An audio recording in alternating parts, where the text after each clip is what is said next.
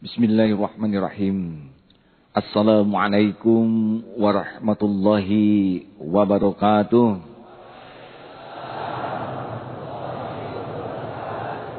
Alhamdulillahilladzi anzala sakinata fi qulubil mu'minin liyazdadu imanan ma'a imanihim. Allahumma salli ala Muhammad wa ala alihi wa ashabihi ajma'in, amma ba'du. Semoga Allah subhanahu wa ta'ala yang maha menatap, maha memperhatikan kita, serta maha tahu segala yang terlintas di hati kita, menggolongkan kita semua menjadi orang-orang yang dibebaskan dari penyakit dengki. Amin. Mengapa begitu penting? Sebab kita lihat bangsa kita yang begini dahsyat dan hebat, kaya raya, tapi ujungnya berantakan seperti ini, pasti ada sebabnya.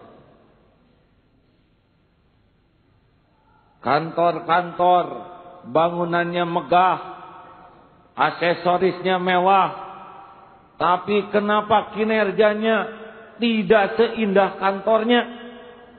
Pasti ada sebabnya. Rumah tangga punya mobil, punya sofa, punya aksesoris yang mahal, tapi runyam. Komplek perumahan, tamannya indah, pagarnya megah, tapi tidak akur. Saudara-saudara, mau tahu jawabannya? Salah satu penyebab yang membuat kita babak belur begini adalah kita ternyata banyak mengidap sebuah penyakit yang disebut penyakit dengki. Para pemirsa yang budiman, saya kira tidak usah tersinggung jikalau ada yang merasa uraian ini nyentuh atau menghujam. Ini penyakit kita semua. Saudara-saudara, orang yang berpenyakit dengki itu punya ciri.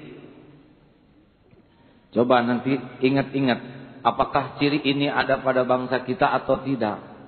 Cirinya sederhana, senang melihat orang lain susah, susah melihat orang lain senang. Coba hafal tidak ini bagaimana?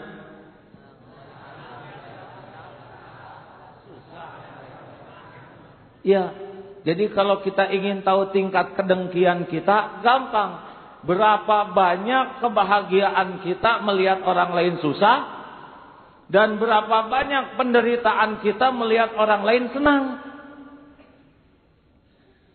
Pendengki itu kalau hanya lintasan hati masih normal, karena memang begitulah softwarenya kita mengandung unsur kedengkian.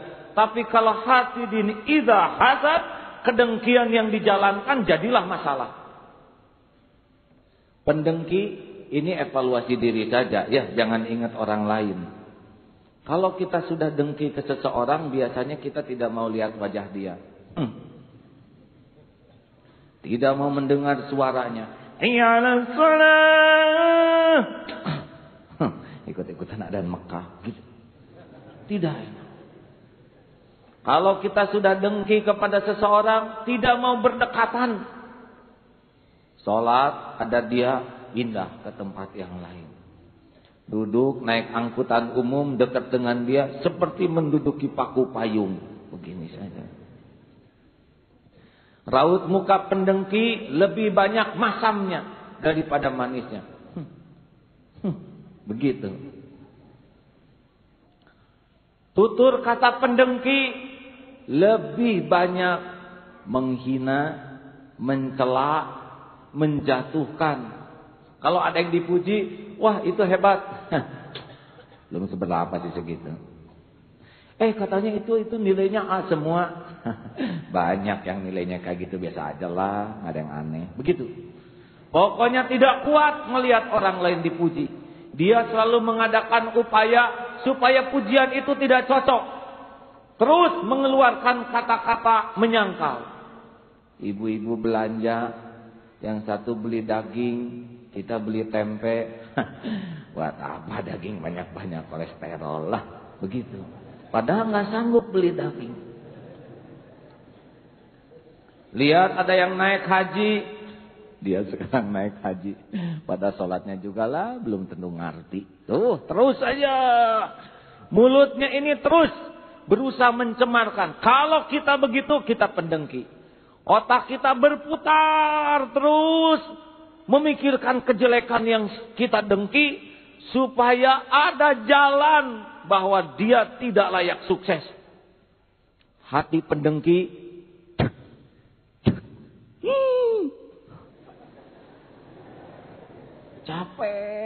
capek.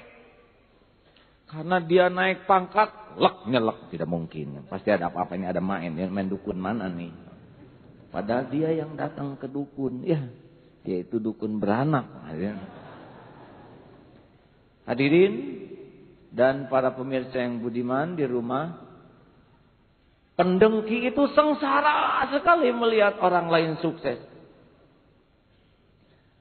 Dan pendengki yang sudah kronis, maka dia akan terus berupaya mencelakakan orang yang didengki. Dia berharap benar bahwa yang didengkinya itu hancur karirnya, sengsara. Bahkan ada kisah dua pedagang pendengki, ini kisah purba. Saking tidak kuat melihat yang didengkinya maju, tak kuat berkembang. Dia harus hancur. Akhirnya dia panggil seorang hamba sahaya. Mau tidak? Kamu beri kekayaan yang banyak. Kaget. Gak mungkin, saya tidak mau. Kamu jangan begitu. Kamu kan ingin kaya. Kamu tidak mungkin jadi budak terus. Kamu akan saya bebaskan. Karena dipaksa, akhirnya dia mau. Apa yang ingin dilakukan? Tolong bunuh saya di dekat rumah orang itu, di atapnya. Supaya pedagang itu disanggap membunuh saya. Nanti dia akan ditangkap. Padahal dia mati itu. Pendengki, pernah mendengar kisah ini, saya diajarin teman saya. Pendengki itu dia lagi menderita aja bahagia memikirkan ke penderitaan orang. Alkisah si fulan dengan temannya kesasar masuk hutan. Ditangkap oleh orang-orang yang sangat primitif. Mungkin di salah satu iklan TV itu ada ya.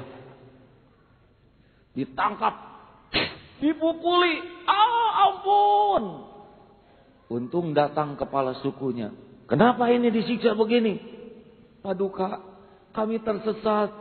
Kami mohon dispensasi. Tolong malam ini kami beri kesempatan. Baik, di sini ada aturan mainnya. Kalau saudara ingin tinggal di sini semalam, syaratnya adalah saudara harus menemukan buah-buahan yang belum pernah kami lihat dan belum pernah kami makan.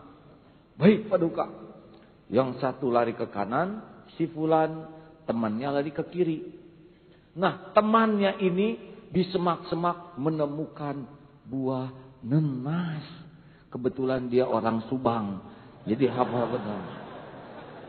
Sembunyikan.